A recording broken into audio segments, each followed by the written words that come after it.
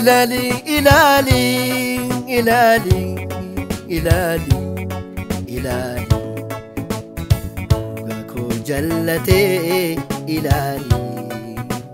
إلالي إلالي إلالي إلالي إلالي غاكو تودبي إلالي كان ستي بوئي ووادا ووادا ووادا وايكوف كي أدوي نيون كبا إلالي إلالي إلالي إلالي إلالي غاكو جلتي إلالي إلالي إلالي إلالي إلالي إلالي أكاكو تودبي إلالي كنفسي تبوئي ووادا ووادا ووادا وإيكوف كيادوي نيونكبا كنفسي تبوئي ووادا ووادا ووادا Kof kariyado enjoni kaba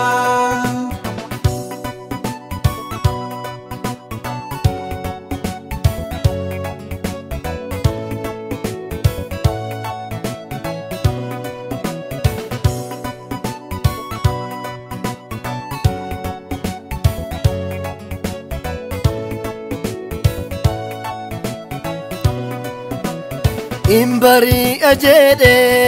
tonegu tonegu tonegu kanirerate atina gargari nafkai nafkai nafkai simaleo manqabu anisi aduka jeluma nafasi nafasi nafasi awadudu kani chakasi aduka jeluma nafasi nafasi nafasi awadudu kani chakasi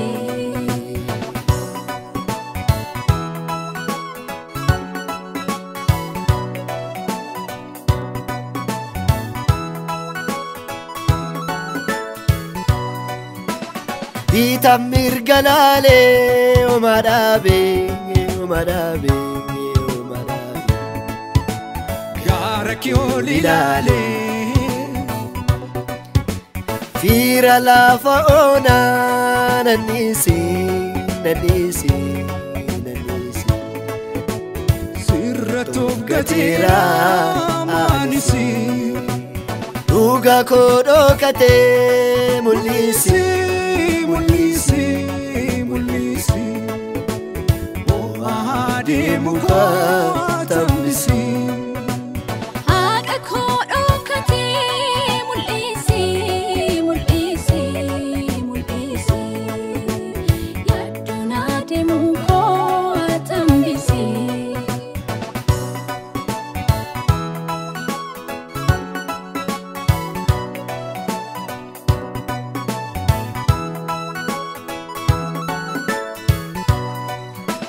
Madur maranyade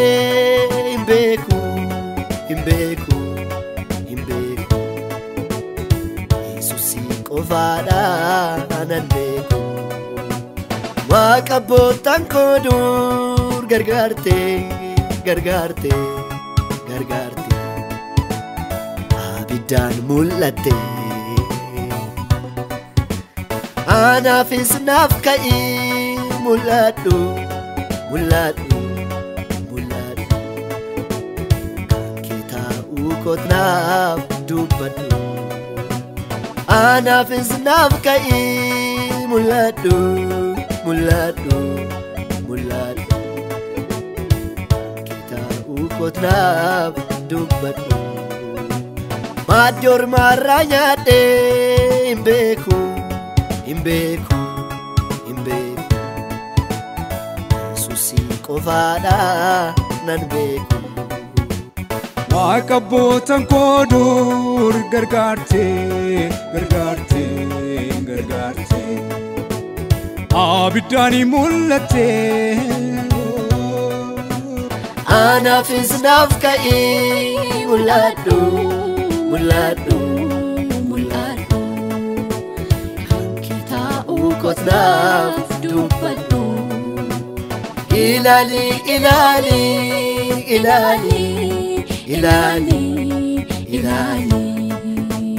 haqa koo jallatee ilaali.